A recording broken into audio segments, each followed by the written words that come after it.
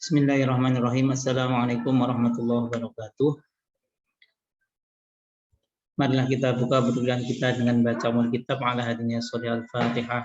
A'udzubillahi minasyaitonirrajim. Bismillahirrahmanirrahim. Alhamdulillahirrahmanirrahim. Maliki yaumiddin. Iyyaka na'budu wa iyyaka nasta'in. Shiratal mustaqim. Shiratal ladzina an'amta 'alaihim. Bismillahirrahmanirrahim. Sesuai dengan permintaan teman-teman untuk pertemuan kali ini kita menggunakan media online ya. Jadi saya akan menyampaikan untuk kelanjutan materi kita tentang pengantar akuntansi menggunakan media online ya.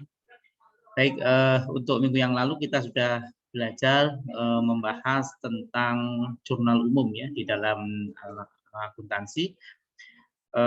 Untuk tugasnya ya nanti kita akan bahas minggu depan ya, untuk jurnal umumnya. Kemudian kali ini saya akan melanjutkan 1-2 topik lagi ya, yang berkelanjutan atau berkaitan dengan jurnal umum, yaitu tentang buku besar ya, atau ledger.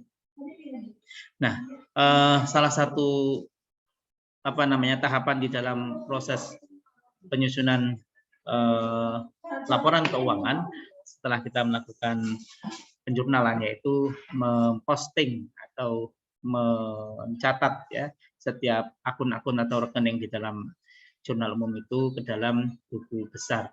Nah, maka kemudian buku besar itu dapat didefinisikan sebagai salah satu kegiatan posting atau mengklasifikasikan setiap rekening ke dalam satu akun ya secara tersendiri, yang tujuannya untuk mengetahui saldo akhir ya dari masing-masing akun ya di dalam transaksi yang sudah dicatat di dalam jurnal umum.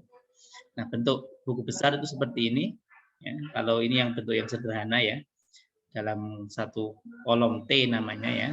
Contohnya ini untuk akun kas ya, kemudian untuk akun piutang, untuk akun perlengkapan, kemudian untuk akun peralatan, utang, modal ya, kemudian akun prive dan akun pendapatan serta akun biaya atau beban.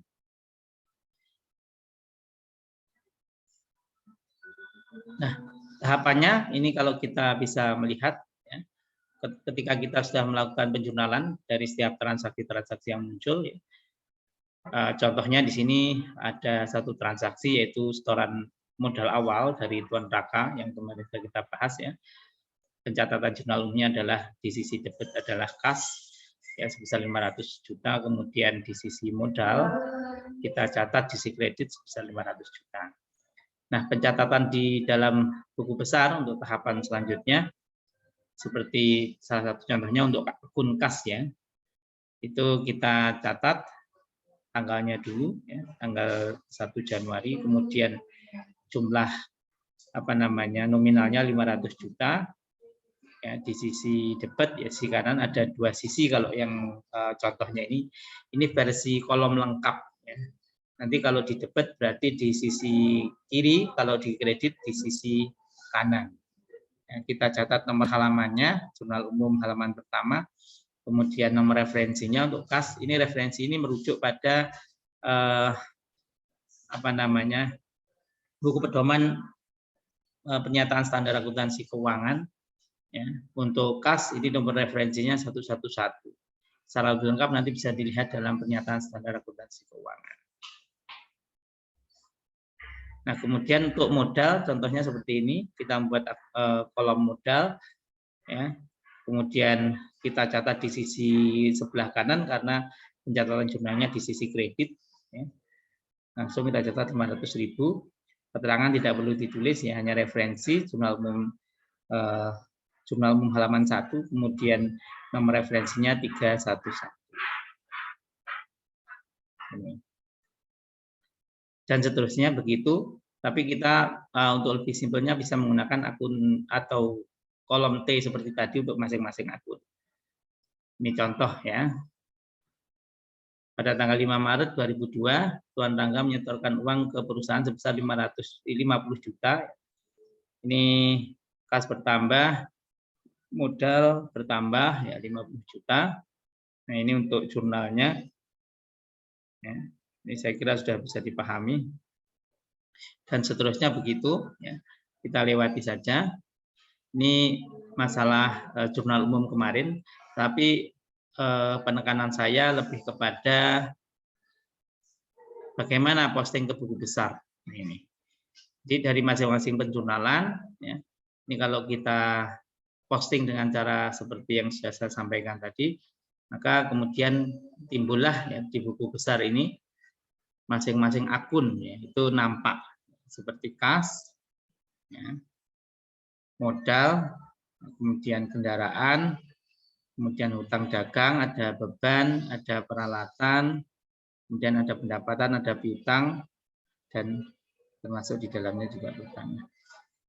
Ini kalau kita lihat secara menyeluruh, ya, masing-masing ini kalau kas, kita bisa mengetahui setiap apa yang menambah dan apa yang mengurangi kas. Ya, ini sudah kita pahami sebelumnya. Jadi kalau di sisi kas, ketika kita mencatat di sisi debit berarti menambah. Dan ketika dicatat di sisi kredit berarti mengurangi. Maka kalau kita bandingkan di dalam buku besar, saldo akhirnya nanti harus dicatat di sisi kiri atau di sisi debit ya. Nah, ini berarti yang di sisi kanan adalah mengurangi, ya, sifatnya mengurangi saldo akhir di sisi kiri. Nah, ini bisa langsung dijumlahkan begitu ya. Hasil akhirnya di sisi kiri dari 508 juta dikurangi 151.750 juta. Ini saldo akhirnya di sisi ini, di sisi kanan. Kemudian kalau di sisi modal, kalau ada seumpama modal yang keluar begitu di sisi kiri ya, berarti ini 500 juta akan dikurangi, tapi karena di sini tidak ada modal yang dikurangi, maka 500 juta nilainya tetap dicatat di sisi kiri atau sisi sebelah kredit. Kendaraan juga demikian, ini saldo akhirnya tidak ada penambahan atau pengurangan, berarti tetap di sisi kiri sebelah debit ya. Kemudian dan dagang di sisi kanan, beban di sisi kiri, peralatan di sisi kiri, piutang di sisi kiri, pendapatan ini dijumlahkan karena yang ada hanyalah penambahan ya. Di sisi kiri dan beban asuransi di sisi kanan. Ini. Contoh sederhananya seperti ini. Nanti boleh teman-teman mahasiswa apabila ada tugas ya membuat kolom secara lengkap seperti di dalam contoh awal tadi atau membuat kolom T seperti ini. Nah, selanjutnya untuk tahapan setelah kita mencatat masing-masing akun yang ada di jurnal umum ke dalam buku besar ya, diposting ke buku besar tadi, kita akan membuat satu kolom namanya adalah neraca saldo ya.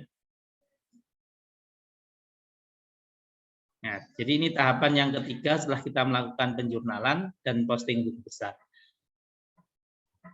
Coba ini kita lewati. Nah, ini tahapan yang ketiga, neraca saldo. Ya. Jadi kalau boleh saya definisikan, neraca saldo ini merupakan daftar catatan laporan keuangan yang berisi kumpulan seluruh rekening atau perkiraan dalam buku besar. Jadi karena tadi di posting buku besar sudah diketahui saldo akhir masing-masing akun, maka kemudian seluruhnya dikumpulkan dalam satu kolom, namanya neraca saldo. Nah, kapan neraca saldo ini dibuat? Ya. Nah, neraca saldo dibuat itu pada akhir periode atau dapat juga disiapkan kapan saja untuk memastikan keseimbangan buku besar. Jadi pada akhir periode itu bisa dimaknai dalam setiap bulan ya, atau 2 bulan atau 3 bulan ya, tergantung dari kebijakan perusahaan. Tapi akan lebih baik jika disiapkan secara rutin dalam waktu yang tidak jauh dari tempo membuat penjurnalan. Kalau jurnal kan dilakukan sehari-hari karena itu bagian dari rekam jejak transaksi keuangannya.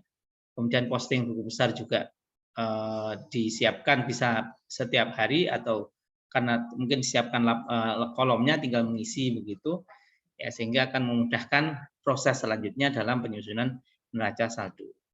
Nah, kenapa neraca saldo ini bertujuan untuk memastikan keseimbangan buku besar? Ya, karena harus dilakukan secara periodik. Karena neraca saldo itu akan menampilkan saldo akhir di masing-masing sisi, yaitu debit dan kredit secara seimbang. Ya, kalau tidak seimbang berarti ada kekeliruan dalam catatan apakah neraca saldonya, buku besarnya, ya, atau yang ke belakangnya, ataukah jurnal umumnya. Nah, keseimbangan buku besar ini yang tercatat di neraca saldo ini penting karena ini akan menggambarkan bahwa porsi antara harta yang dimiliki perusahaan kemudian dibandingkan dengan hutang dan modalnya lebih besar mana. Nah, kalau lebih besar hartanya, artinya porsi kegiatan-kegiatan itu lebih optimal di sisi harta, berarti aset perusahaan ini bergerak secara lebih efisien, efektif dan efisien.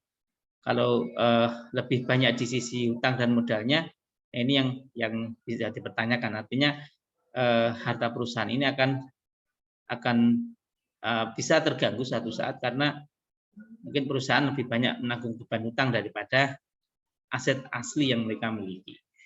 Nah, ini dapat digambarkan dalam neraca saldo.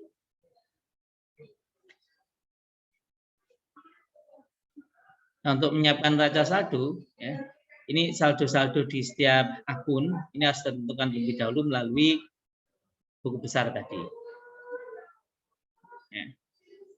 Nah, bentuknya seperti ini, ya, ada nama rekening, nomor rekening, dan sisi debit kreditnya seperti jurnal ya. Tapi di sini pencatatannya hanya satu akun ya. Dari kas berapa jumlah akhirnya, piutang, kendaraan, peralatan, hutang, modal, pendapatan, beban, dan prive ya yang terakhir.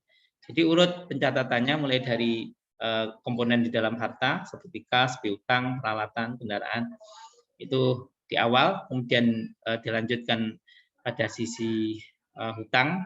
Ya, ini kan urutan kedua kalau di dalam persamaan akuntansi ya, data, hutang, dan modal. Nah, hutang di urutan kedua, modal urutan ketiga, unsur pendapatan semua di urutan keempat, urutan kelima beban-beban, dan urutan keenam adalah prive. Ini kalau tidak ada prive berarti hanya sampai beban. Nah, di sini ini. Jadi debit dan kreditnya ini seimbang.